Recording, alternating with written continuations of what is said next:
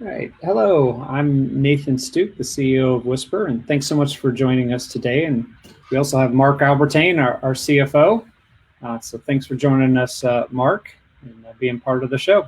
Yeah, thanks, Nathan. It's good to be with everyone today.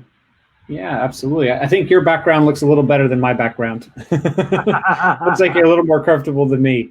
But I'm not going to say where I'm sitting today, but the kids have kind of taken over my office, so let's just leave it at that.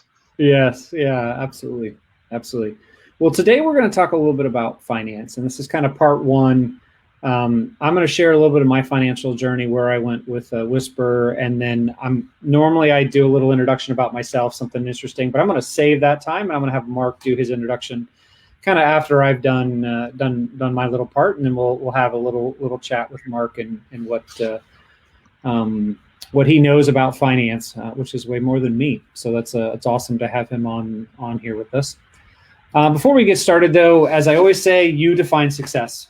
If you define your success, you will always be successful. But if you let other people define your success and you're chasing the Joneses, or somebody will always have a bigger car, bigger house, or something, I would encourage you to define your own success and be successful and drive yourself because of yourself, not because of other people. So I want to share a little bit of my financial journey because I was not always up on the financial sides. As a business owner, you say, oh, you should be, and yes, but I was technical. I came from the technical side of things. I was more interested in the technical for sure, and finances were run by my gut. Right? They were just, oh yeah, no, we'll be okay. And this is, the plan is to make money at some point, and this is what we're doing to just get people service. So I'm going to step you through a little bit of what I kind of went through. So why do the numbers matter? You might say, well, no, right now we're doing fine, and I don't need outside financing, and I'm not interested in selling. But it's super important that you know your numbers, because someday, you never know when that is, you'll want to sell, and someday you might want outside funding. And when that someday comes, it's too late to start working on your numbers. It's too late to put together the right presentation. The other thing is as you're small, you can kind of run by your gut, because the decisions you make, you're very involved with the day-to-day. You kind of know what's going on, and the mistakes are small enough that you won't sink the company on the financial side. When you then, if you don't know the numbers as it gets larger, now it becomes a big problem. And it's something that you really have to look at. Do those numbers matter to you? Is it something that you want to do? So, a lot of people will spend a ton of time researching the next best piece of equipment. They'll spend a ton of time putting out fires. They'll do all those things that are immediate. You have to do. I have to figure out the latest technology because I have to provide better service to my customers, or this fire is burning in front of me. What we often don't realize is really, when we're putting out fires, a lot of times it feels more like this, right? Okay, I'm not putting out the fire, I'm in the fire, and I'm trying to put it out. And while we all would love to say we're more like this, come on, we're all friends here. I'll admit it too, that yes, I was on fire, and probably there should be fire all around me as well, especially if you don't know the numbers. And what's interesting about it is no one is pushing you to spend time on your numbers. Right. So no one is saying, hey, you have to get this done, and here's the timeline, and this is what you have to do. It's always, well, I'm kind of busy this month and I'll get to it next month. Or I'm kind of busy this quarter, I'll get to it next quarter. Well, I'm kind of busy this year, I'll get to it next year. And then all of a sudden you wake up and you need good financials, you need good reporting, and you don't have it. So based on that, I kind of would go back to the same question, right? Is someday will you want to sell? Well, I don't think any of us can predict the future, but I think it's safe to say that someday you might be interested in selling. Someday you might want outside funding, whether that be a loan, whether it be bringing in investors, or whether it might be a grant, right? There might be a grant available to you, and they might ask for your last 3 years financials and your projections. And if you don't have them, you can spend a lot of time trying to set up something that you should have been doing all along. And you do need to know your numbers on how you're doing, because remember, as you get bigger, right? We have a pile of coins, and that's where we all start. And probably I would say I started with negative coins, right? And the goal is to get to positive cash and positive cash flow.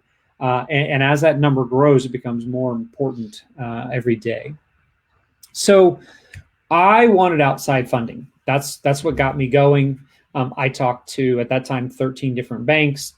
They all turned me down. They all loved our story. They all loved what we were doing, but they all turned me down. And I couldn't figure out why. I didn't understand why. I was having the best years of Wisper's life. This was in 2007, 2008, when everybody needed the internet. It was amazing. We were spending $20,000, $30,000, $40,000 a month on equipment. That was with our own cash.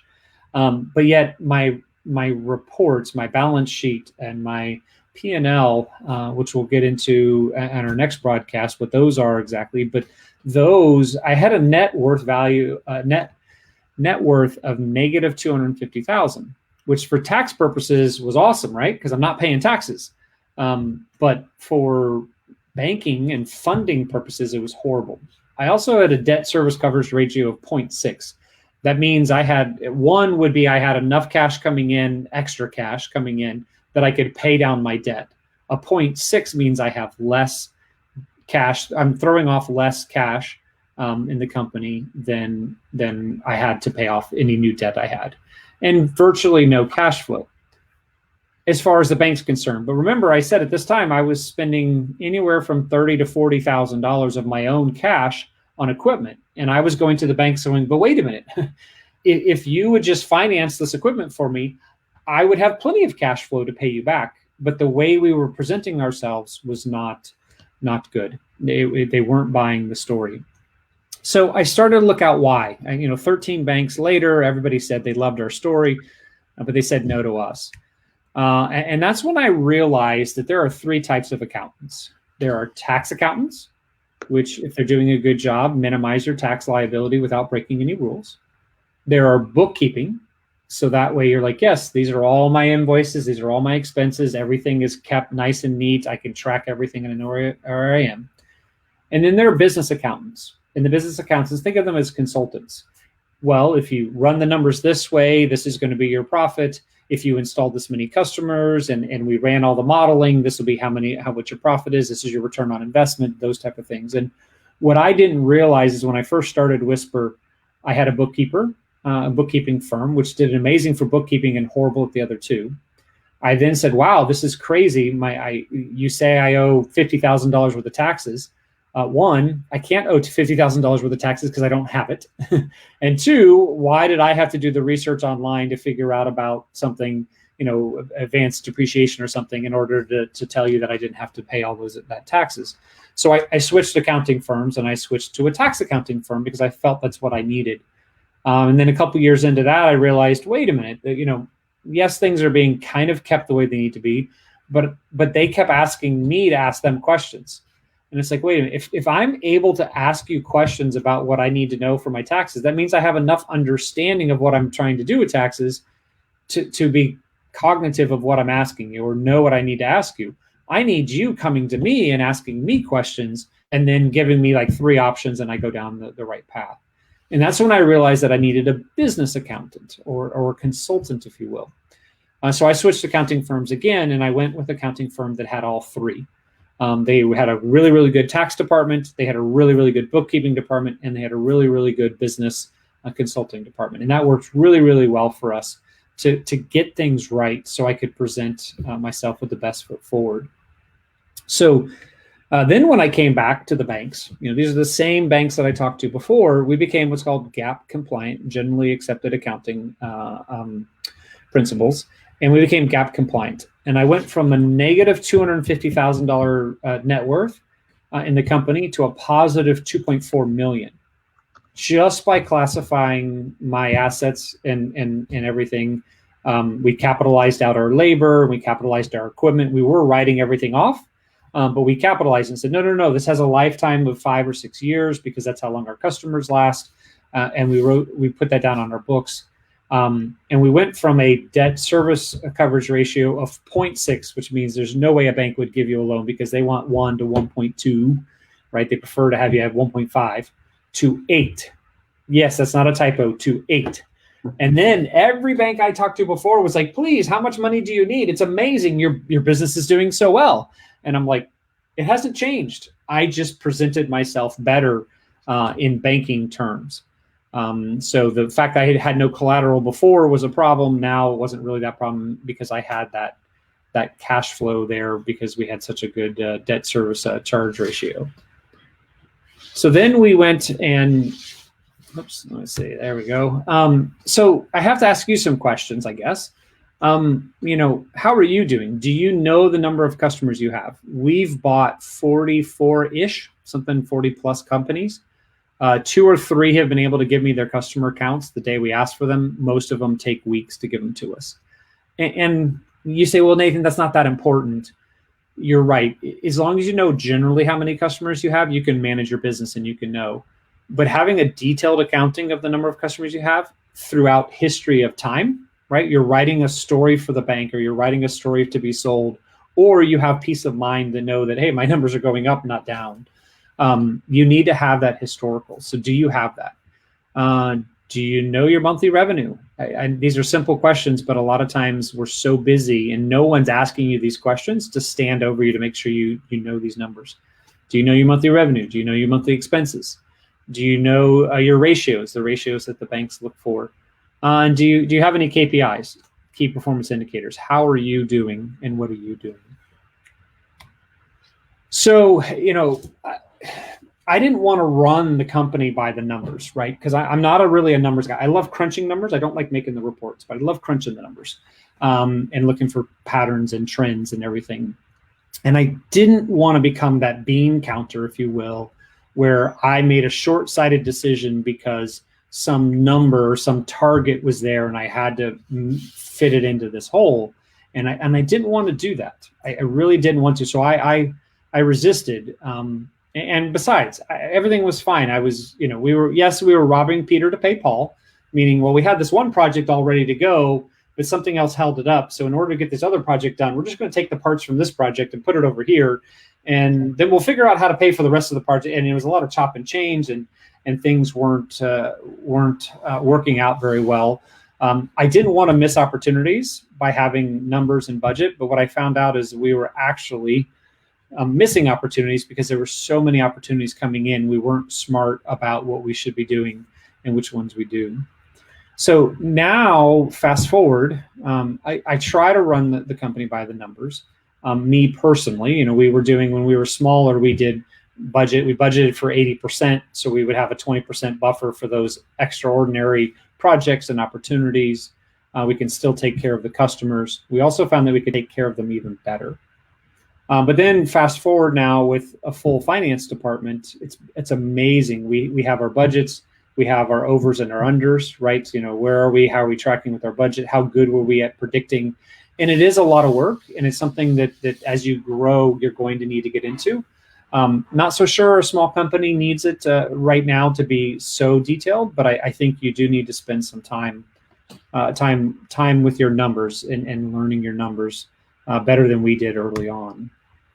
So now I know my numbers and I know how well the company's going. I have a pro forma that helps me run that.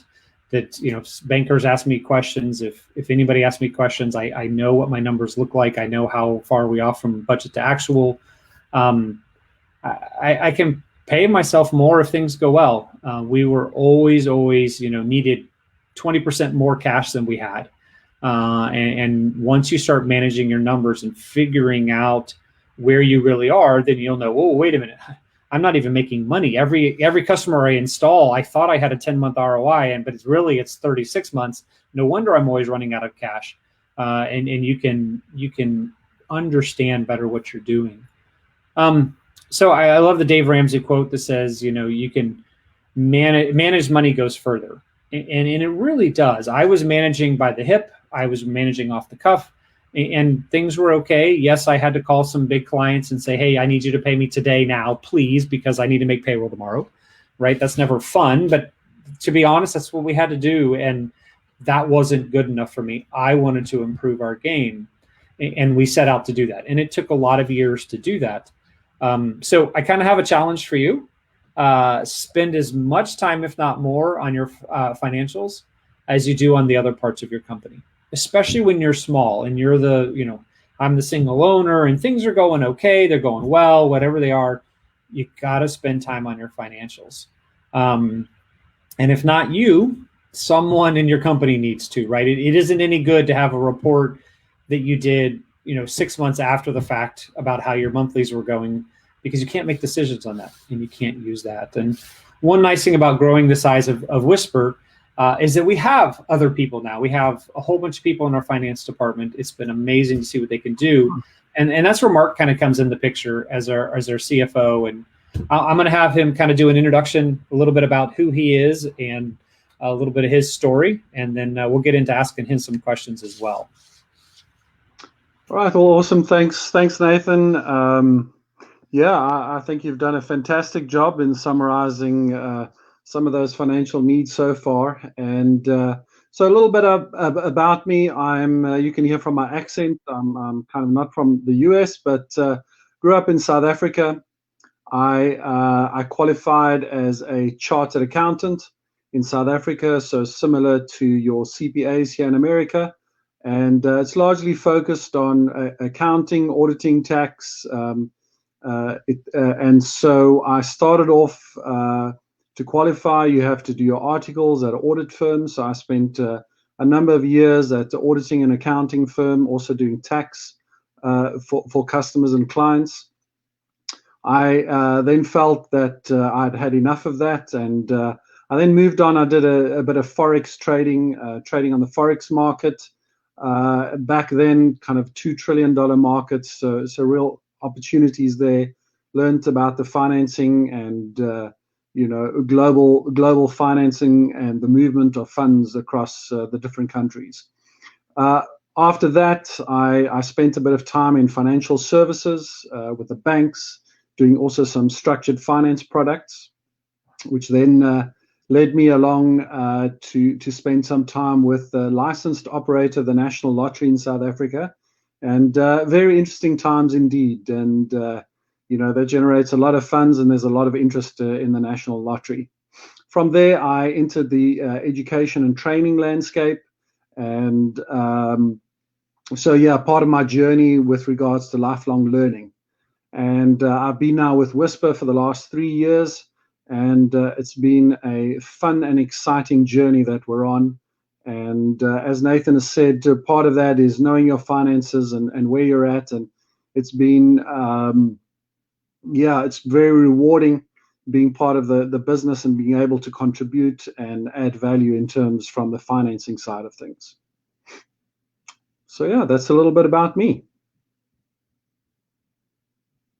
Worked for the National Lottery. And the fact that you worked at a national lottery and you still have to work tells me that you're a very honest person. So we appreciate you being so honest. There's a lot of money, but integrity is of utmost importance for anyone in the finance and accounting side of things. Yeah, absolutely. So that was a little bit about your work history. Tell me a little bit about your sports. I understand that you were somewhat of a good volleyball player. Well, I suppose started off similar to you, although not as good as you in the swimming side of things. And when I finished my high schooling, I then started pursuing my career in volleyball, and it was really my passion and my love. And I had the privilege of being able to be on the South African national volleyball side from 1993 to 2001.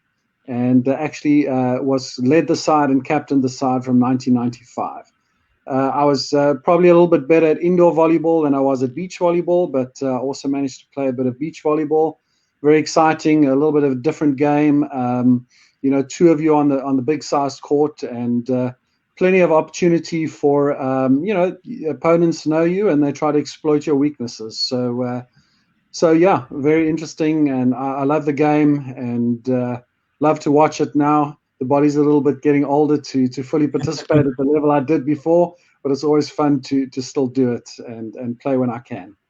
Yeah, awesome. Well, let's shift a little bit to some finance questions. So, at a high level, and I'm sure there's a lot of them, but what are some of the differences between accounting in South Africa and accounting in the U.S. that you found now that you've been here for the 3 years? So yeah, I think that's a good question, and yeah, for those of you who don't know, I think globally there's kind of a project that's geared towards the harmonization of accounting standards across the world. And so, you Americans always like to be a little bit different. Most of the world's on the metric system, but the US follows the imperial system. So they like their pounds. We like our meters in South Africa and most of the rest of the world. So from an accounting, who's made it to the moon? That's all I have to say is who's made it to the moon. Okay. Good point. Good point. So in terms of accounting, South Africa is at one stage had South African general accepted accounting principles. Nathan mentioned earlier about US GAAP.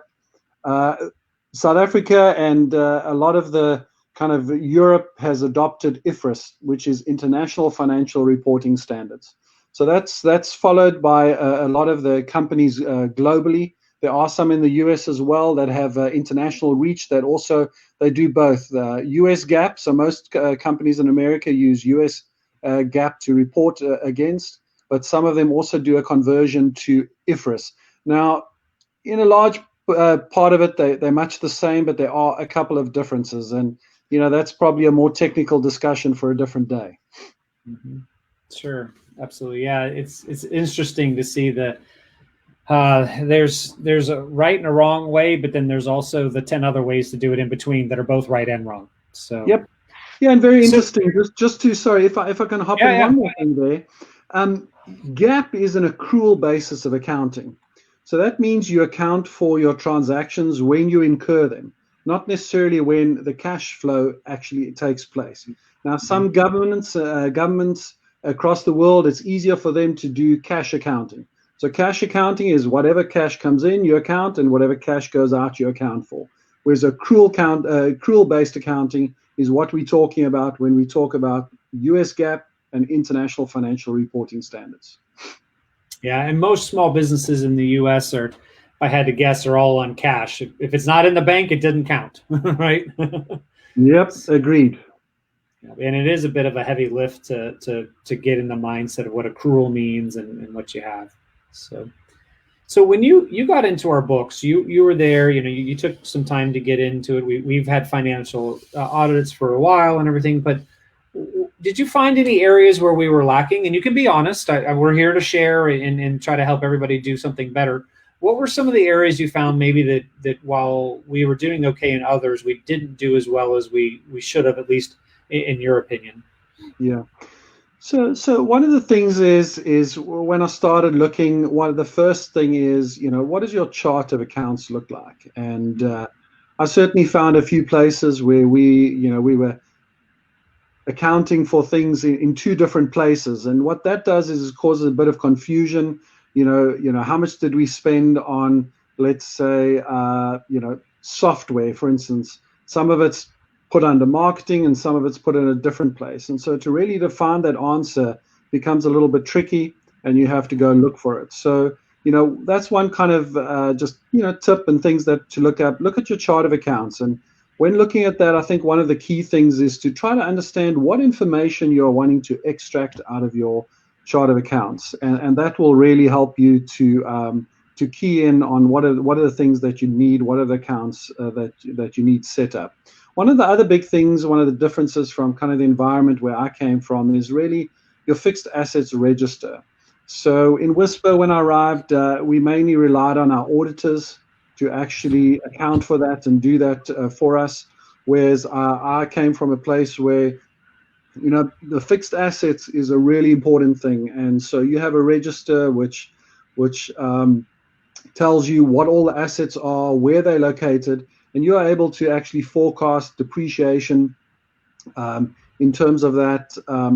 In IFRS, you are also required to review your estimates of useful lives every year and also test for impairment. So in other words, is the asset still in good working condition, or is it something happened that it's actually worth zero, and you have to write it down. So that would be one of the areas where I felt that Wisper, when I started, was certainly a place that we can improve on and get better at. Yeah, and that fixed asset is the single largest line item in our balance sheet, which is what the banks care about, right? They care about the balance sheet. What's it worth? And that's to not have that control or in-house or insight into it was definitely something I agree with you. But let's take a step back a little bit and let's talk about chart of accounts. So what is a chart of accounts kind of in a nutshell, and why does a small operator or even a large operator care, right? What does it allow you to do if you set them up right, and what are they? So your chart of accounts traditionally is broken up kind of into three different sections. You've got your balance sheet, which comprises of your assets, your liabilities, and your owner's equity. And then you've got your profit and loss section, which is your income and your expenditure accounts. And that's what works out, are you making a profit or are you making a loss at the end of the day? So having that in a structured way, you're able to map that to your financial statements at the end of the day. You know that you keep your assets together, your liabilities together, and then your owner's equity, or what the business is worth. One of the keys is being able to itemize and say, well, what are the expenses, for instance, on your profit and loss, or we call it an income statement. So they both used interchangeably. What is the income that you want to track, and what is the expenses that you want to track? On the income side of things, we can just say all income and put it together. But then how does one analyze that? How are you able to extract the information you need? Because I want to know, well, what am I getting as an internet service provider? What am I selling my packages? What am I maybe getting on my Wisper Care packages?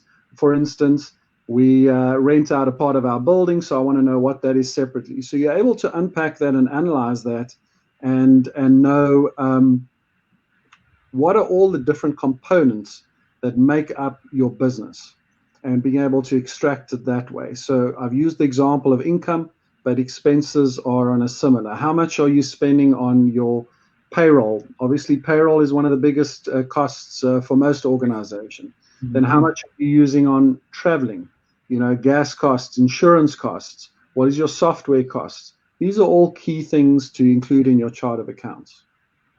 All right. And when you talk about it, I totally understand that, we have your income, and yes, I want to know my top line income, but I want to know all the pieces. Are you talking about like sub accounts in there then you would have like for lack of a better way to put it, a detailed P&L and then a not so detailed? Is that what you're talking about, being able to set up multiple different things and track it? Yeah. So it depends on where you're at as a business and where you're wanting to go to. So for instance, you can have main accounts. So let's say I'm going to use kind of a simple one, office supplies. And, all the different departments in your organization invariably use office supplies. So one of the ways that from a management accounting side of things, and I'll talk to that here shortly, is if you have some accounts, so you have your master account, which is office supplies.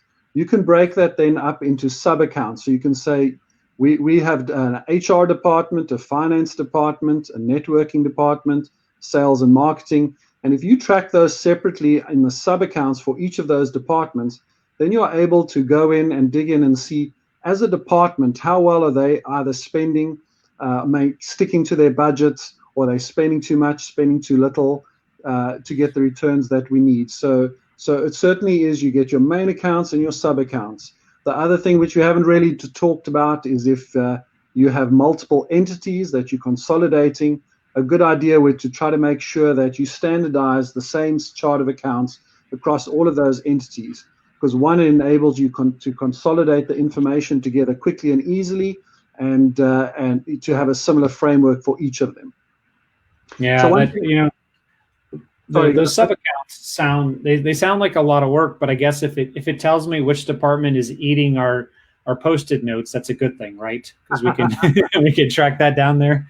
The other one that we also know is which department is printing too many color copies. Yeah, that's right. Yeah, it's interesting to see all the things you can glean from some of that information. So shifting gears a little bit to, from what you know about our industry and everything, what's your advice to the small guy that says I'd love to have a finance department, but I don't have one. It's my wife and myself, or my spouse and myself, and I've got one other person that's working with me. Any ideas on what they really need to be focusing on to make sure they set themselves up that as they grow, they can, maybe it isn't so painful to get into some of these higher level finance things that they'll have to do?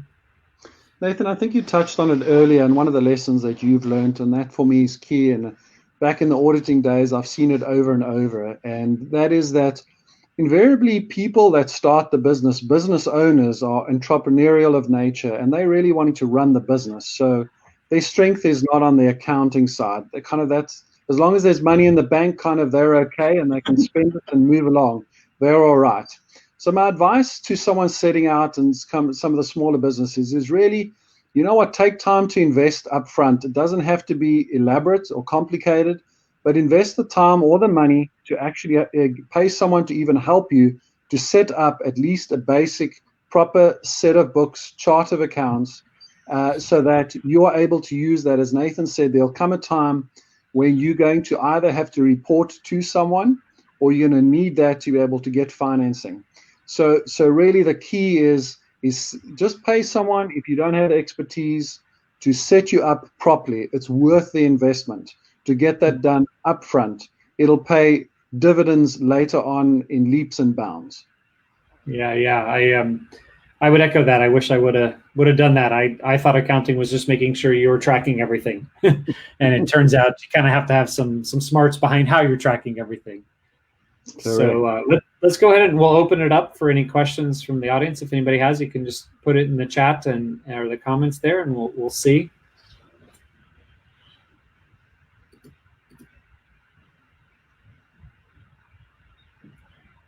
So I think let's see. Where should we start with our own audit? So if you're needing to do an audit of your books, maybe your bookkeeper switched to somebody else, or maybe you want to start auditing some of your books. Let's assume it's not your own audit, not an outside firm coming in. What do they think they should be looking for and doing? As in an internal audit, not necessarily getting. It says your own audit, so yeah, let's keep it internal, not a third party company coming in. So what do they need to be doing for that? That's a good question. So obviously, I think let me just differentiate first of all between an external audit and internal auditors. The difference is external auditors, when they come in and review your accounting records, they're wanting to really kind of be able to give the user of the financial statements assurance that the financial statements are not materially misstated for reasons. So in other words, they are able to kind of act and make decisions based on the information provided. Internal auditors, however, what their primary responsibility is in any business is they would go about and they would audit internally. So in other words, the operations of your business, how well your company and your staff are following your internal policies and procedures and your controls that you put in place. So how internal audit traditionally works is they will choose a control or a process or policy, and then they will go and they will collect evidence to see, well, are my staff, are the people following those processes?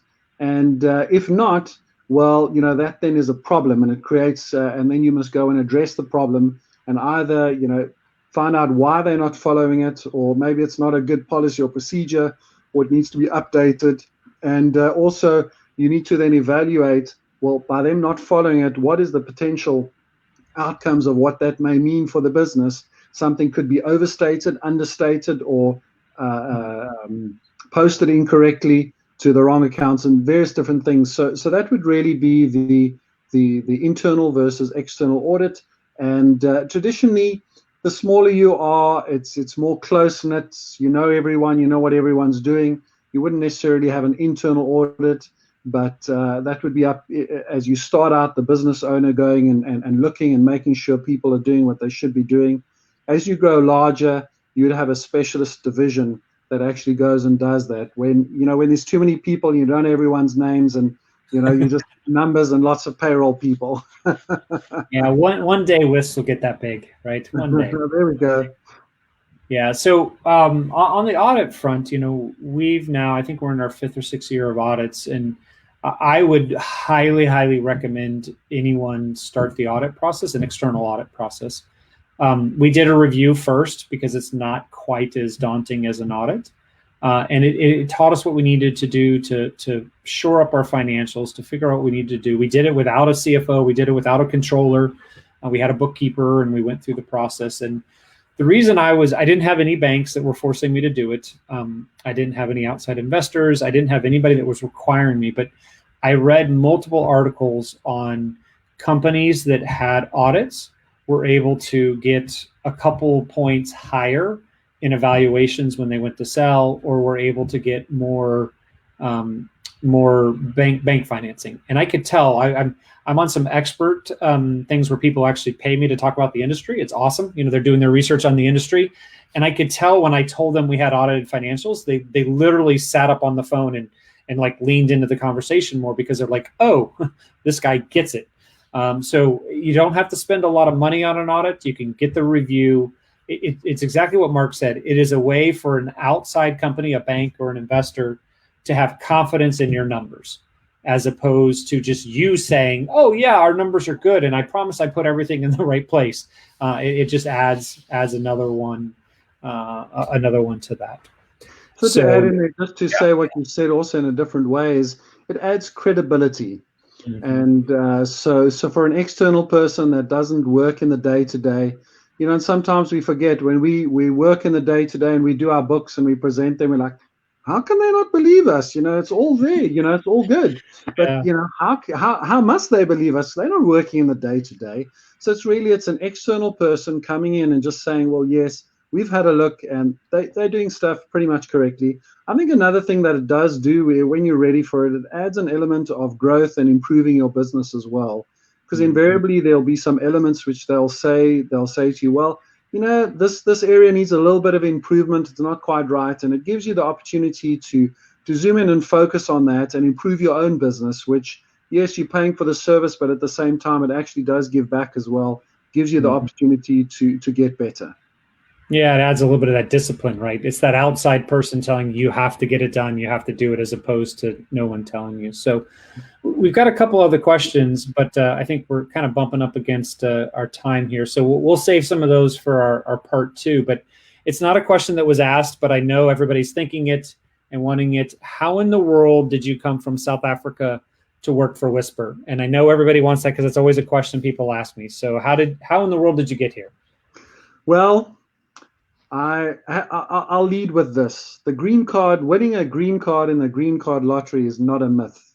It actually is true. So that's kind of the summarized version, but I feel God opened the door for us to come and to come and work with Nathan and Wisper. It's an incredible opportunity. We did win our green cards in the green card lottery, and it's a fantastic opportunity. Any more detail you want than that? Yeah, that I don't remember the numbers, but it was something like millions of people apply, and they only give out hundreds of thousands. And in my entire lifetime, 50,000 a year they give out. Wow! In my entire lifetime, I've met 2 people that have won the green card lottery. Yourself, and then miraculously, like 6 months later, I was driving in an Uber in San Diego, and my driver, of all people, won the green card lottery because I was like, "How did you get here?" Knowing what process you went through. And then the other way that you got here, at least we're interested in Wisper, is that you happen to be my brother-in-law. So yes, and yeah. So I mean, we had been talking for years how I could come and work with Nathan, and so that's why we said at the right time, God opened the door. I won the green card lottery, and here we are. Yeah, we'd always been dreaming about having, being big enough to be able to hire Mark and bring him over. And it definitely helped me with my wife, his sister. because then when like Mark would back me up and be like, no, this is really how things are going. And my wife's like, but we have no cash at home. What's going on? And everything. So he's done a great job to capital intensive business. That's right. That's right. But then he also gets on her side when he's like, yeah, but Nathan likes to spend money. I'm like, it's for getting service to the customer. It's for getting service to the customer, dear. It'll be okay. And she's like, yeah, but I can't pay the bills with that. I'm like, I know, but it'll be okay. So, well, great. Well, thanks so much for being on, and we'll do part 2 where we'll dive in a little bit more into the balance sheet, the P&L, statement of cash flow, why all those matter at a high level. I'll try to take the high level, why I care about them as an entrepreneur, and then we'll have Mark kind of take a little bit more of the detailed layer as to what the banks are actually looking for and why they care and how to set those up. And hopefully this was helpful for you. And thanks again for joining. And Mark, thank you so much for joining as well. You're welcome. Thanks, Nathan, and happy to be on the show today. Look forward to some more questions in the next session. So, yeah, appreciate it. Thanks a lot, everyone. It's good. See you, everybody.